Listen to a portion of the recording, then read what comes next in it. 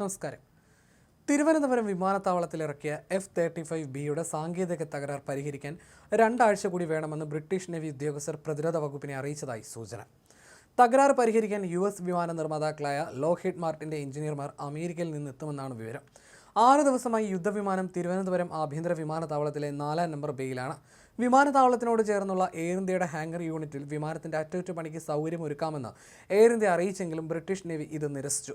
American നിർമ്മിത യുദ്ധവിമാനത്തിൻ്റെ സാങ്കേതികവിദ്യ ഇതുവരെയും മറ്റൊരു രാജ്യത്തിനും കൈമാറിയിട്ടില്ല. സാങ്കേതികവിദ്യകൾ ചോരുമെന്ന ഭയമാണ് ഹാങ്കറിലേക്ക് മാറ്റാൻ തയ്യാറാക്കാത്തതിന് പിന്നിലെന്നാണ് അറിയുന്നത്. ഹാങ്കർ യൂണിറ്റിൽ കയറ്റേണ്ട സാഹചര്യം വന്നാൽ അമേരിക്കൻ വിമാനത്തെ ഈ യുദ്ധവിമാനത്തെ കയറ്റാൻ പറ്റുന്ന തരത്തിൽ ചരക്ക് വിമാനം കൊണ്ടുവന്ന് അതിൽ കയറ്റിക്കൊണ്ടുപോകും. എങ്കിലും ഹാങ്കർ യൂണിറ്റിൽ കയറ്റില്ല. ലോകത്തിലെ ഏറ്റവും വിലയേറിയതും ആധുനികവുമായ യുദ്ധവിമാനങ്ങളിൽ ഒന്നാണെന്ന് അമേരിക്ക കൊട്ടിഘോഷിച്ച F-35Bയുടെ സാങ്കേതിക തകരാർ അന്താരാഷ്ട്ര മാധ്യമങ്ങളിൽ ഉൾപ്പെടെ വലിയ വാർത്തയാണ്. വിമാനവാഹിനി കപ്പലിൽ നിന്ന് കുത്തനെ പറന്നുയരാൻ കഴിയുന്ന സംവിധാനമാണ് തകരാറിലായതെന്നാണ് വിവരം. അറബിക്കടലിന് മുകളിലൂടെ പറക്കുന്നതിനിടെ ശനിയാഴ്ച രാത്രി 10:30ഓടെയാണ് ബ്രിട്ടീഷ് നേവിയുടെ യുദ്ധവിമാനമായ F-35B അടിയന്തരമായി തിരുവനന്തപുരം വിമാനത്താവളത്തിൽ ഇറക്കിയത്. അത്യാധുനിക സാങ്കേതിക സംവിധാനങ്ങളുള്ള ഏറ്റവും വിലയേറിയ യുദ്ധവിമാനങ്ങളിലൊന്നായ അമേരിക്കൻ നിർമ്മിത F-35B വിമാനത്തിൻ്റെ സാങ്കേതിക രഹസ്യങ്ങൾ മറ്റുള്ളവർ അറിയാതിരിക്കണമെന്ന സന്ദേശം UK-ക്ക് അമേരിക്ക നൽകിയതായി സൂചനകളുണ്ട്. ഈ സാഹചര്യത്തിൽ കൂടിയാലോചനകൾക്ക് ശേഷം മാത്രമേ അവസാനവട്ട പരിശോധനകൾക്കും അറ്റകുറ്റപ്പണികൾക്കുമായി വിമാനം ഹാങ്കറിലേക്ക് നീക്കുന്ന കാര്യം പരിഗണിക്കും.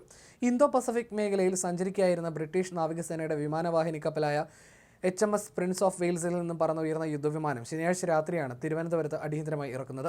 വിമാനത്തിൻ്റെ അറ്റകുറ്റപ്പണി ഇവിടെ നടക്കാതെ വന്നാൽ UK-ലേക്ക് വിമാനം കൊണ്ടുപോകും. സൈന്യത്തിൻ്റെ ചരക്ക് വിമാനത്തിൽ യുദ്ധവിമാനം തിരികെ കൊണ്ടുപോകുന്നതിനെക്കുറിച്ചാണ് ആലോചന. വിമാനത്തിൽ തകരാറ് സംഭവിച്ച ഹൈഡ്രോളിക് സംവിധാനത്തിലെ ഏതാനും ഭാഗം മാറ്റേണ്ടതുണ്ട്. UK-യിൽ നിന്ന് ആദ്യമെത്തിയ എഞ്ചിനീയർമാർക്ക് തകരാറ് പരിഹരിക്കാനായില്ല. വിദഗ്ധ എഞ്ചിനീയർമാരെ എത്തിക്കുന്നുണ്ട്. ഇതും നടക്കാതെ വന്നാലാണ് സൈന്യത്തിൻ്റെ ചരക്ക് വിമാനത്തെ ആശ്രയിക്കുക.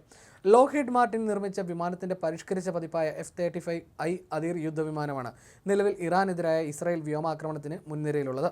F-35ലേക്ക് ഇസ്രായേൽ സാങ്കേതിക വിദ്യ കൂടി ഉൾപ്പെടുത്തി പരിഷ്കരിച്ച പതിപ്പാണിത്. ഇസ്രായേലിനും ബ്രിട്ടീഷ് നാവികസേനയ്ക്കും പുറമെ British royal air force, US marine core എന്നിവയും നിലവിൽ F-35 ഉപയോഗിക്കുന്നുണ്ട്. F-35 വിമാനങ്ങൾ ഇന്ത്യക്ക് നൽകാനുള്ള സന്നദ്ധത ഈ വർഷം ആദ്യം US പ്രസിഡന്റ് ഡൊണാൾഡ് ട്രംപ് അറിയിച്ചിരുന്നു. ഇന്ത്യ സ്വന്തം നിലയ്ക്ക് 5-ാം തലമുറ യുദ്ധവിമാനങ്ങൾ നിർമ്മിക്കുന്നുണ്ട്. റഡാറുകളുടെ കണ്ണുവെട്ടിക്കുന്ന ഇതിലെ സാങ്കേതികവിദ്യ ഇന്ത്യയുടെ കയ്യിലെത്താതിരിക്കണമെന്നത് അമേരിക്കയുടെ ആഗ്രഹമാണ്. കഴിഞ്ഞ ദിവസം വിമാനത്തിൻ്റെ സാങ്കേതിക തകരാർ കണ്ടെത്തുന്നതിനായി ബ്രിട്ടനിൽ നിന്ന് 5 പേർ തിരുവനന്തപുരത്ത് എത്തിയിരുന്നു. നിലവിൽ ഇവിടെയുണ്ടായിരുന്ന പൈലറ്റ് ഫ്രെഡിയും 2 സാങ്കേതിക വിദഗ്ധരും വെള്ളിയാഴ്ച ബ്രിട്ടനിലേക്ക് മടങ്ങി. പുതുതായി എത്തിയ ബ്രിട്ടീഷ് ഉദ്യോഗസ്ഥർ യുദ്ധവിമാനത്തിൻ്റെ ചുമതല ഏറ്റെടുത്തു. അടുത്ത ദിവസങ്ങളിൽ ഇവർ വിമാനത്തിൽ കൂടുതൽ പരിശോധനകൾ നടത്തും. ഇവരുടെ റിപ്പോർട്ടിൻ്റെ അടിസ്ഥാനത്തിലായിരിക്കും 30 അംഗ വിദഗ്ധ സംഘം തിരുവനന്തപുരത്തേക്ക് എത്തുന്നത്. F-35 പരിശോധിക്കാനും വിമാനത്തെ തിരികെ ബ്രിട്ടനിലേക്ക് കൊണ്ടുപോകാനും പൂർണ്ണ സജ്ജമായിട്ടാണ് സംഘം വരുന്നത്. കഴിഞ്ഞ 6 ദിവസമായി കനത്ത മഴയിൽ തുറന്ന സ്ഥലത്ത് F-35 നിർത്തിയിട്ടാണ് തകരാർ പരിഹരിക്കാൻ ശ്രമിച്ചത്. മൺസൂൺ സാഹചര്യമായതിനാൽ പണികൾ നടത്തുന്നതിന് താൽക്കാലിക ഷെഡ് പോലുള്ള സംവിധാനം ഒരുക്കാമെന്ന വ്യോമസേനയുടെ നിർദ്ദേശവും ബ്രിട്ടൻ നിരസിച്ചിട്ടുണ്ട്. ബ്രിട്ടനിലെത്തിച്ച് ആ യുദ്ധവിമാനം കത്തിച്ച് കളഞ്ഞാൽ പോലും ഇന്ത്യക്കൊന്നും കിട്ടുന്നില്ലെന്ന് ഉറപ്പിക്കാനാണ് ഇതെല്ലാം. വിമാനത്താവളത്തിൻ്റെ 4-ാം നമ്പർ ബേയിൽ CISFൻ്റെ സുരക്ഷാ വലയത്തിലാണ് F-35.